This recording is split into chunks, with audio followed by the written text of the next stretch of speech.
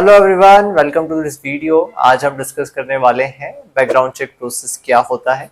आपने देखा होगा जब आपका किसी कंपनी में सिलेक्शन होता है तो कंपनी आपका बैकग्राउंड चेक करवाती है। तो एग्जैक्टली इस प्रोसेस में होता क्या है। Hi, I am Saksham, former HR and recruiter of TCS and founder of career Kunj. So दोस्तों, आज मैंने अपने करियर में बैकग्राउंड चेक प्रोसेस को काफ़ी क्लोजली अच्छे से देखा है। And from my experience I will be giving you some important insights, जिससे कि आपको समझ में आएगा ये बैकग्राउंड चेक प्रोसेस क्या है और आपको किन बातों का ध्यान रखना है। तो स्टार्टिंग विद, अगर फ्रेशर्स की बात करें, दोनों की अलग अलग बात करेंगे, फ्रेशर्स और एक्सपीरियंस की, क्योंकि दोनों में अलग तरीके से बैकग्राउंड चेक होता है। तो फ्रेशर्स की बात करें तो जब फ्रेशर्स का बैकग्राउंड चेक होता है तो बेसिकली जितने भी एमएनसी से like TCS, Infosys, Accenture, Cognizant etcetera, even जो गवर्नमेंट बैंक्स होते हैं वो भी कैंडिडेट्स का बैकग्राउंड चेक करवाते हैं। बैकग्राउंड चेक का ऑब्जेक्टिव ये होता है कि जितने भी आपने डॉक्यूमेंट्स और इन्फॉर्मेशन सबमिट करी है वो डॉक्यूमेंट्स और इन्फॉर्मेशन आपके ऑथेंटिक हो। जैसे कि आपकी मार्कशीट जेन्युइन होना चाहिए, या आपने कहीं एप्लीकेशन फॉर्म में लिखा है आप पे कोई केस तो नहीं है, वो नहीं होना चाहिए। तो इन सब चीज़ों को वेरीफाई करने के लिए बैकग्राउंड चेक किया जाता है। तो सबसे पहले बैकग्राउंड चेक में किस चीज़ का चेक होता है। There are couple of things which are checked in the background check process. तो जैसे कि नंबर वन, आपके एकेडमिक डॉक्यूमेंट्स। तो जितने भी आपने एकेडमिक डॉक्यूमेंट्स, आपके 10th 12th की मार्कशीट्स हैं, आपके ग्रेजुएशन की मार्कशीट्स हैं, इन सब का वेरिफिकेशन होता है। आजकल सारे बोर्ड और जितने भी एग्जामिनेशन बॉडीज हैं उन्होंने एक बहुत अच्छा अरेंजमेंट कर रखा है कि कोई भी मार्कशीट की वैलिडिटी चेक की जा सकती है ईजिली। तो अगर किसी ने गलत मार्कशीट या फेक मार्कशीट लगाई है तो वो पकड़ा जाता है। सेकेंडली, बहुत सारे कंपनीज का क्राइटेरिया होता है सिलेक्शन का कि 10th 12th ग्रेजुएशन में 60 एंड अबव होना चाहिए। तो अगर किसी ने मार्कशीट को मैनिपुलेट किया है तो वो भी इजीली कैच हो जाएगा। तो मार्कशीट्स का वैलिडेशन होता है, तो आज आप कंपनीज को फेक नहीं कर सकते। सो वेरी इंपॉर्टेंट कि आप जेन्युइन मार्कशीट्स लगाएं। सेकेंड चेक होता है बैकग्राउंड वेरिफिकेशन में एड्रेस चेक। तो जहाँ पे आपका रेसिडेंशियल एड्रेस है वहाँ पे कंपनी किसी थर्ड पार्टी को भेजती है आपका रेसिडेंस चेक करने को कि आपका एड्रेस जो आपने मेंशन किया है वो प्रॉपर है कि नहीं। और इसमें आपका एड्रेस चेक किया जाता है। एंड ये कॉमन सा चेक है, इसमें ज़्यादा प्रॉब्लम नहीं होती है। बहुत बार जो आपने एड्रेस एप्लीकेशन फॉर्म के टाइम फिल किया था वो आपका एड्रेस चेंज हो चुका होता है, तो वो कम्युनिकेशन करके मतलब सॉर्ट आउट हो जाता है। So that is not a big deal. The third check that happens is of criminal record check. ये सबसे इम्पॉर्टेंट चेक होता है जिसमें कि आपके आपके अगेंस्ट क्रिमिनल रिकॉर्ड्स देखे जाते हैं। सो हर बेसिकली सारी कंपनीज अपना बैकग्राउंड चेक प्रोसेस किसी थर्ड पार्टी को आउटसोर्स कर देती है, और वो थर्ड पार्टी फिर आपके कंपनी के बिहाफ पे आपका बैकग्राउंड चेक करती है। तो उनके अपने वेंडर्स होते हैं जिसके थ्रू वो ये चेक कर लेती है कि आपके अगेंस्ट कोई केस है कि नहीं। अब केस दो टाइप के होते हैं, एक होते हैं सिविल केस और एक होते हैं क्रिमिनल केस। तो अगर आप पे कोई सिविल केस है जैसे कि डाइवोर्स का या और किसी चीज़ का, तो वो फिर भी चलता है, उसमें कोई प्रॉब्लम नहीं होती है, because that is normal. But if you have a criminal case then it is a problem. अगर आपके अगेंस्ट कोई क्रिमिनल केस है, कोई एफआईआर हुई है, तो वो फिर बैकग्राउंड चेक में हाईलाइट होके आ जाएगा, और अगर आपको ऑफर मिला भी हुआ है तो वो ऑफर रिवोक हो जाएगा। बहुत सारी कंपनी की जीरो टॉलरेंस पॉलिसी होती है इस चीज़ पे।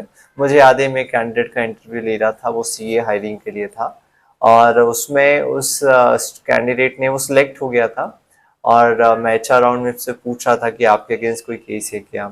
तो उसको भी क्लिक नहीं हुआ। मैंने पूछा आपके अगेंस्ट कोई एफआईआर हुई है क्या, देन ही सेड कि उसने कभी किसी से गाड़ी हिट की थी और फिर उसके ऊपर एफआईआर हुई थी, and then we have not selected him.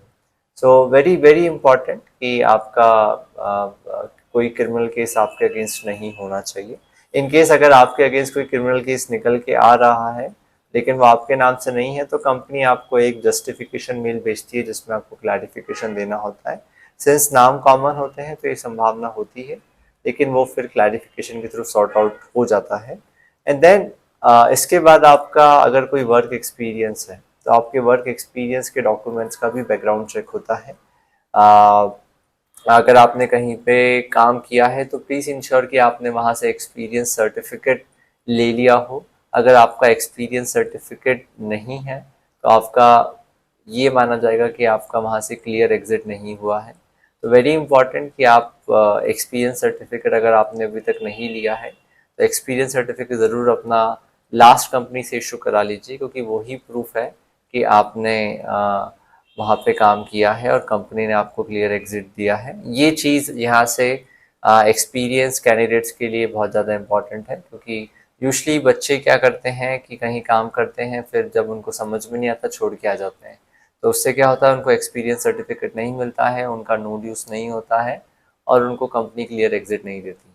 फिर ऐसे केस में जब कंपनी बैकग्राउंड चेक करने जाती है तो सामने वाली कंपनी नेगेटिव फीडबैक देती है कि he has absconded the company, और फिर आपका जो बैकग्राउंड चेक है वो नेगेटिव हो जाता है। तो वेरी इंपॉर्टेंट, अगर आपने कहीं से अभी एग्जिट नहीं लिया है तो एग्जिट ले लें। अगर आपको कुछ अमाउंट पे करना है तो भी कर दीजिए, बिकॉज ये अमाउंट ज़्यादा नहीं होगा, लेकिन अगर आपको कहीं अच्छा ऑफर लग गया है और आपका बैकग्राउंड चेक नेगेटिव हो जाता है तो आपको प्रॉब्लम हो जाएगी। और यूजली बहुत बाद में जाके पता चलता है कि बैकग्राउंड चेक आपका नेगेटिव हुआ है, तब तक आप लास्ट कंपनी से भी रिज़ाइन कर चुके होते हो और दूसरी कंपनी ज्वाइन कर भी लोगे तो भी वो आपको टर्मिनेट कर देंगे। So very important, please ensure that you don't have any like experience certificate pending with any company. एक और चीज़ ये बता रहा हूँ कि रिलीविंग लेटर और एक्सपीरियंस सर्टिफिकेट में डिफरेंस होता है। रिलीविंग लेटर एक इन्फॉर्मेशन होता है कि हाँ आपको रिलीज़ किया जा रहा है कंपनी से, बट इसका मतलब ये नहीं है कि आपको एक्सपीरियंस सर्टिफिकेट वो माना जाएगा। एक्सपीरियंस सर्टिफिकेट आपको तब मिलता है जब आपका फुल एंड फाइनल सेटलमेंट होता है, कंपनीज पे आपका कोई ड्यूज नहीं होता है और फिर कंपनी जाके अपना एक्सपीरियंस सर्टिफिकेट इशू करती है। अगर आपको इससे रिलेटेड कोई क्वेरी है तो आप मुझसे एक अपॉइंटमेंट बुक कर सकते हैं। मुझसे अपॉइंटमेंट बुक करने के लिए मैंने लिंक वीडियो के डिस्क्रिप्शन में डाला है, जहाँ पे मैं आपको आपका जो भी डिटेल क्वेरी है मैं इसको डिटेल में डिस्कस आप मुझसे कर सकते हैं। I can guide you if something has happen in the past, तो उसको किस तरीके से हम एड्रेस करें। बहुत बार ये होता है कि कुछ कंपनी सिर्फ पिछले 5 साल का बैकग्राउंड चेक करती हैं, 5 साल के एम्प्लॉयमेंट को चेक करती हैं, लेकिन आप मान के चलिए कि मेजॉरिटी कंपनीज सभी को चेक कर लेती हैं। तो बहुत मुश्किल है कि अगर आपने कहीं से नहीं लिया है तो फिर मुश्किल हो सकता है। दूसरी बात ये है कि कुछ कंपनी से जहाँ से आपने एक्सपीरियंस सर्टिफिकेट नहीं लिया लेकिन वो बंद हो गई हैं, अब क्या करें। तो this are very typical cases जिनको वन ऑन वन बेसिस पे डिस्कस करके समझना पड़ेगा। ओके, बट जितना हो सके कोशिश करिए कि आप सारी कंपनीज के एक्सपीरियंस सर्टिफिकेट अपने पास ऑलरेडी अरेंज करके रखिए, ठीक है। And then another thing is that कि आपको कोई डॉक्यूमेंट्स आपका एक्सपीरियंस सर्टिफिकेट को लेके मैनिपुलेट नहीं करना है, फेक नहीं करना है, क्योंकि वो इजीली पकड़ में आ जाता है। अगर आप सोचोगे कि आपने कोई कंपनी में काम किया है और छोड़ दिया है तो उसको आप मेंशन नहीं करो, तो आप ये मान के चलो कि वो कंपनीज के पास तरीके होते हैं पता करने के कि आपने वहाँ पे काम किया है कि नहीं, क्योंकि आजकल सब चीज़ें इंटीग्रेटेड हैं। आपका यूनिक पीएफ नंबर होता है, जैसे ही उसकी डिटेल्स डालते हैं तो पता चल जाता है कितने एम्प्लॉयर्स ने आपको पीएफ काटा है और कौन से पीरियड में काटा है। तो अगर आपने कोई कंपनी को डिस्क्लोज नहीं किया है और आपका पीएफ वहाँ कटता था, तो आप ये मान के चलिए कि ईजिली कोई भी बैकग्राउंड चेक एजेंसी पता कर सकती है कि आपने कहाँ काम किया है। और डिटेल्स छुपाने की वजह से भी आपका बैकग्राउंड चेक नेगेटिव हो सकता है।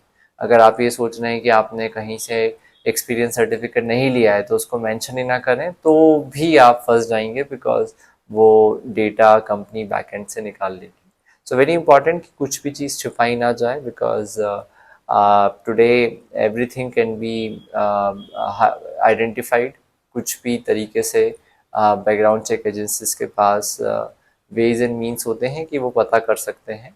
तो please disclose all the information. कुछ अगर ऊपर नीचे है तो company give you a chance of clarification, और कुछ आपको लग रहा है डाइसी है तो पहले ही आप एचआर को एक्नॉलेज कर दीजिए जब आपका ऑफर लेटर रिलीज़ किया जा रहा है कि इस कंपनी के साथ मेरा लेटर नहीं है या कुछ और मैटर है, सो दैट एचआर को उसी वक्त पता रहे और वो आपको राइट एडवाइस दे सके, बजाय उसके किसी चीज़ को छिपा के बाद में वो डिस्क्लोज हो और फिर आपके पास कोई ऑप्शन ना बचे।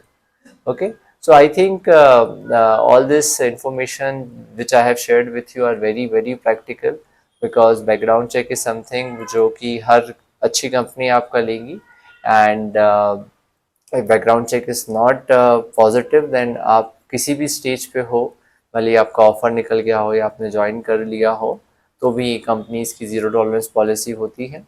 तो प्लीज़ इंश्योर कि आप जितनी भी इंफॉर्मेशन पहले जो भर रहे हैं वो सही भरें, ठीक है। और अगर कुछ गलत हो जाता है तो खुद से एक्नॉलेज करें, कुछ सी चीज़ को हाइड ना करें, ठीक है। अभी कुछ केसेस ऐसे भी होते हैं जिसमें कैंडिडेट्स की सैलरी कैश में आती थी, ये अगेन टिपिकल केसेस हो जाते हैं। वैसे सैलरी कैश में नहीं लेना चाहिए, बिकॉज अगर आप सैलरी कैश में ले रहे हैं मतलब आपका एम्प्लॉयर टैक्स बचा रहा है, जो कि गलत है। अगेन इसकी वजह से आपका बैकग्राउंड चेक नेगेटिव हो सकता है।